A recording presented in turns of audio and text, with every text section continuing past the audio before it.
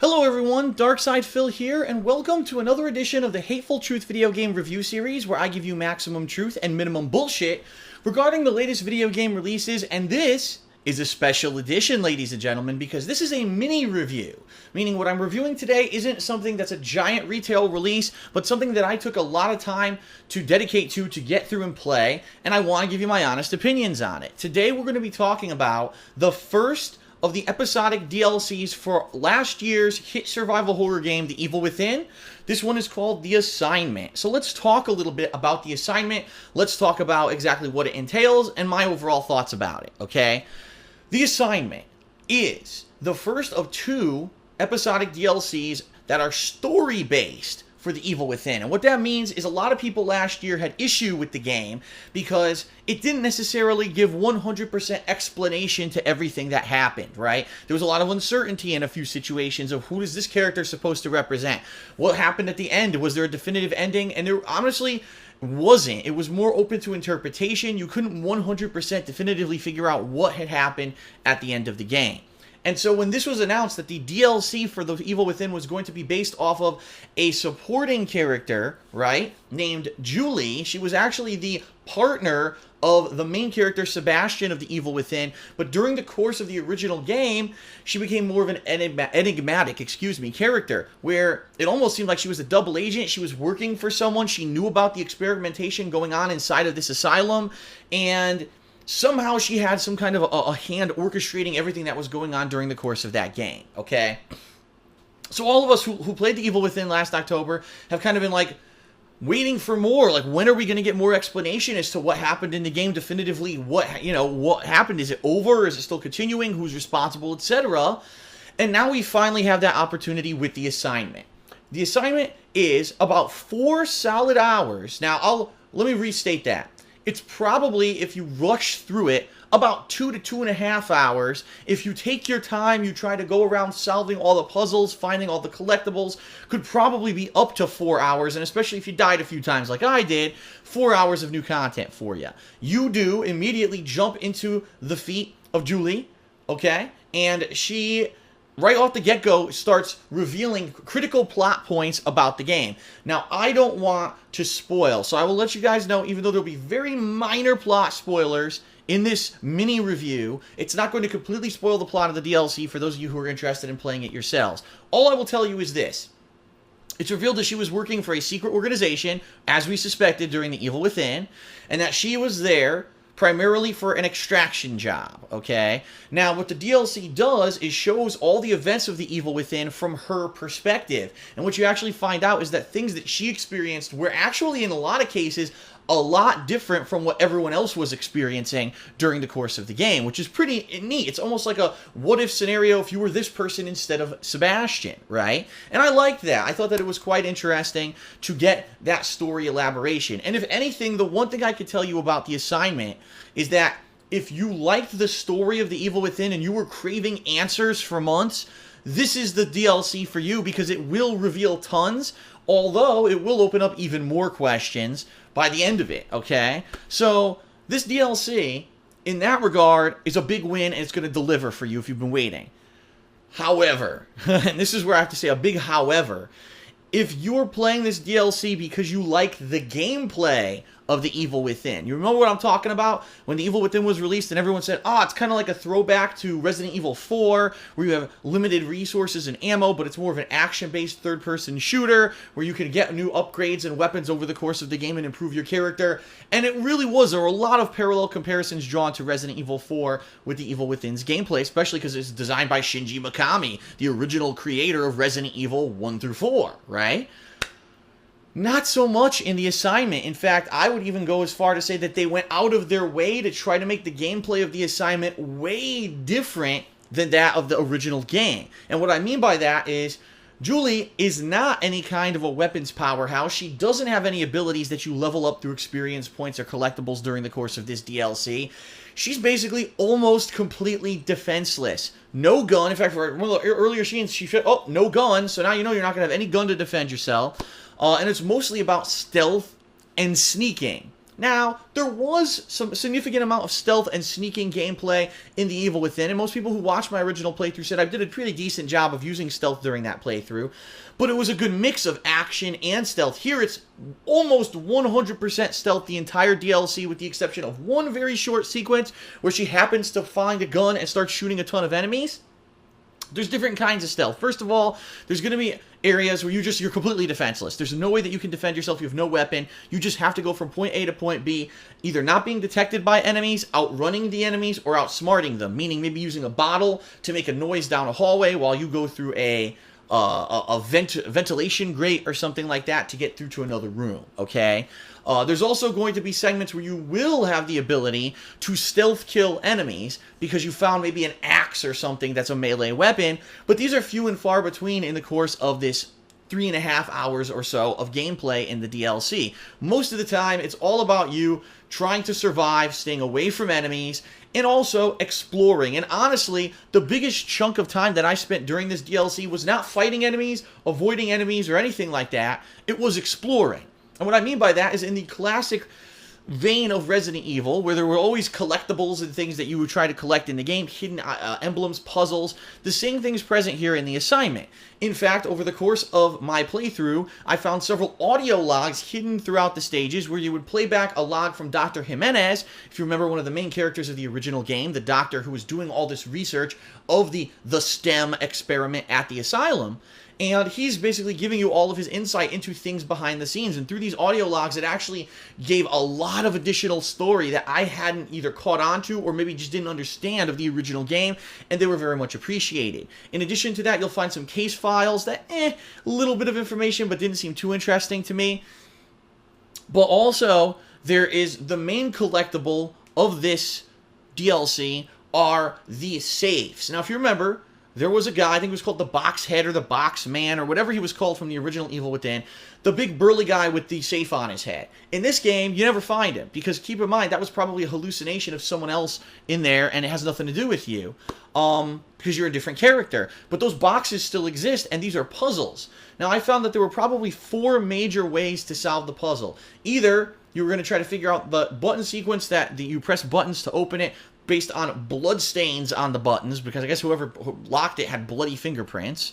In some cases, you have to find combinations for a combination lock that are hidden throughout the stages. And similarly, it's such a coincidence, similarly to Resident Evil Revelations 2, which I'm also currently playing, there's a light mechanic where if you use your flashlight and shine it on certain areas, you'll reveal maybe a hidden door, you'll reveal a light puzzle that may unlock a new area or a new collectible, or in this case, may reveal the combination to a safe.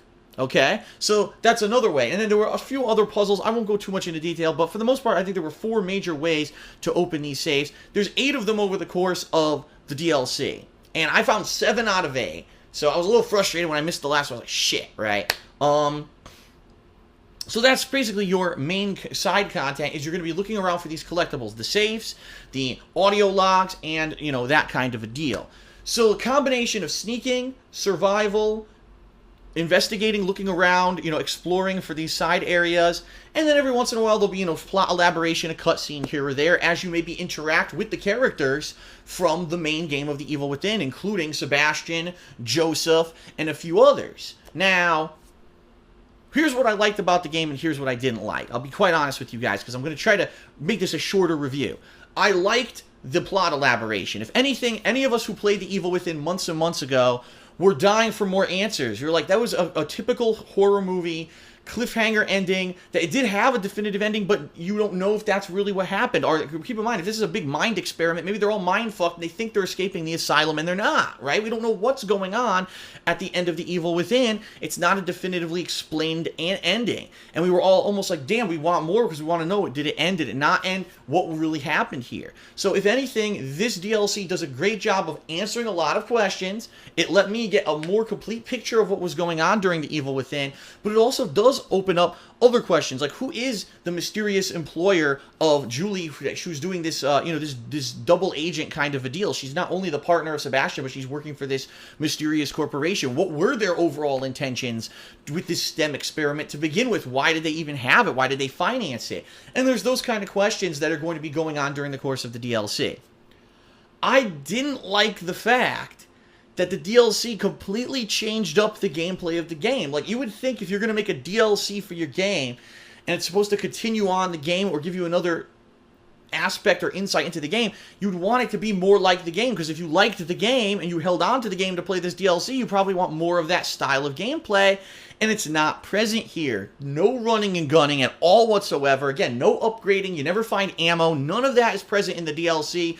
A lot of the times, it's a lot of frustration, because what you need to do is, through trial and error, figure out what is the proper way for me to sneak through this room and kill this particular enemy without them seeing me or killing me. And it's almost like they purposely made it annoying. There are certain enemies in this DLC that are fucking invisible, and you need to shine your light to see them, but then you have to put your light down quickly, because then they see you and they come after you, and you have no way to defend yourself. So you have to carefully plan, how can I wait boringly, waiting here, waiting, while he finally maneuvers himself into a position where I can sneak up behind him and execute him with an axe. And it's like, why the hell couldn't it be more fun than that? Some people might like that, but...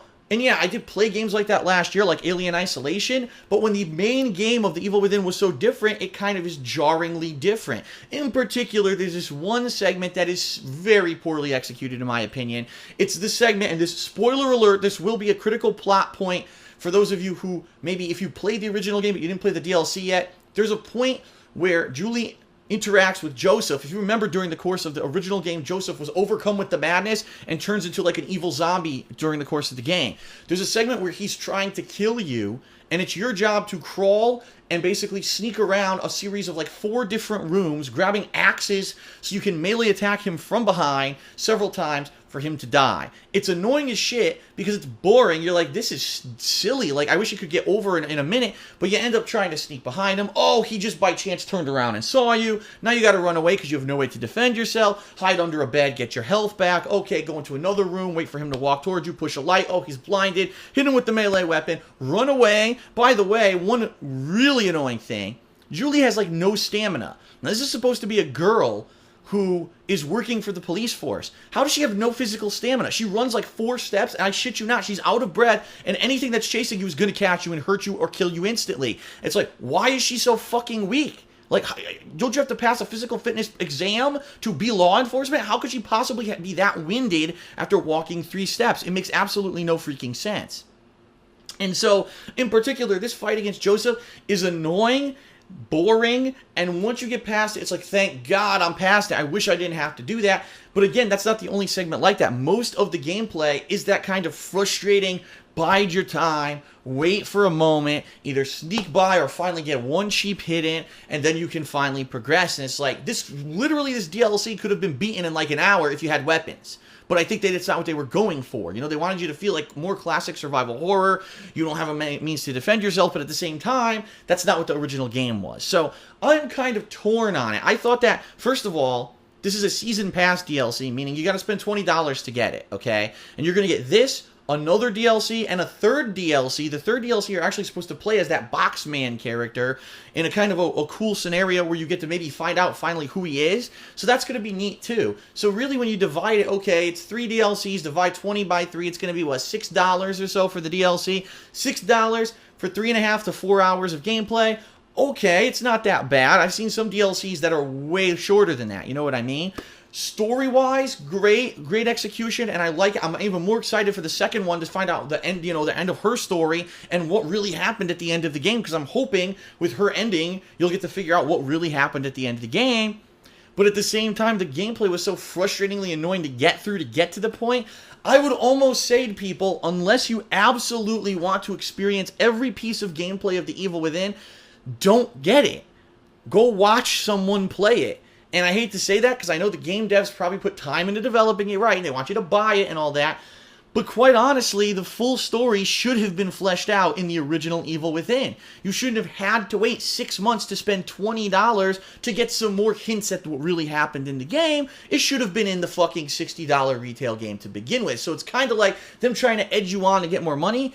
I say don't do it. I say, since it's not more of the gameplay that you probably liked if you are going to be interested in this DLC, skip it, watch someone else play it, and then go ahead and wait for the next one, you know what I mean, until you get a definitive ending. Now, this could all change with that Boxman DLC. Maybe that'll be a lot of fun and something completely different, but for the gameplay of this, disliked gameplay, really did like the story aspects, so I'm split. And since this is a mini review, and I'm going to pretty much end it in a minute, I'm not going to give this a formal score, because I think formal scores for a DLC really doesn't matter. I'm going to say, if you absolutely need to play everything in The Evil Within, get it. If you don't really care about that, and you're really just looking for more story, don't get it. Watch someone else play, get the story snippets, and save yourself $20. You know what I mean? It's nothing that you have to play. You're not missing out on anything. And quite honestly, I think it's a ripoff that you had to wait 6 months to play $20 to just get the continuation of the story and some really crappy stealth gameplay. I personally, am torn. I hope that at least, because I'm telling you about this, it'll help you determine whether or not you personally want to check out this DLC, alright? So I'll tell you this, I will, when the second half of this DLC comes out, which is called The Consequences, I will be doing a mini review of that one as well to let you know definitively how did it end, was it a good ending, etc., etc. And of course, I did buy the Season Pass, so whenever the Boxman DLC comes out, I'll probably be checking that out as well, and I hope that you'll be back to hear my thoughts about that too. So, that is it. DSP signing off for this mini review, this mini episode of The Hateful Truth. Hope you found that I gave you maximum truth and minimum bullshit, and my new catchphrase that I thought up of earlier this week, I am going to be the crusader for the common gamer. From now on, I'm going to cut through all the bullshit of the mainstream media and people that have agendas, and I'm going to give you the honest opinion of someone who's a common gamer who spends his money just like you. You know what I mean? I'm there in line buying the games. I put down my $20 to buy this DLC, and my honest opinion, don't do it. Save your money and just watch the plot points of someone else doing it. And that's kind of the attitude I'm going to take from now on. I think that I can basically save you a ton of money or let you know in on do not miss experiences for games that I think are great. And I'm not going to be full of fluff and overinflating scores and shit. I'm going to give it to you like it is. That's why if you're going to watch my reviews, please watch the whole review, not just wait for a number score, which I didn't give you this time. Alright? That's it, everyone. Peace out. Thanks a lot for watching, and I'll see you next time. Okay. Dead end here. Oh, nice baby doll. How convenient for that doll to be floating.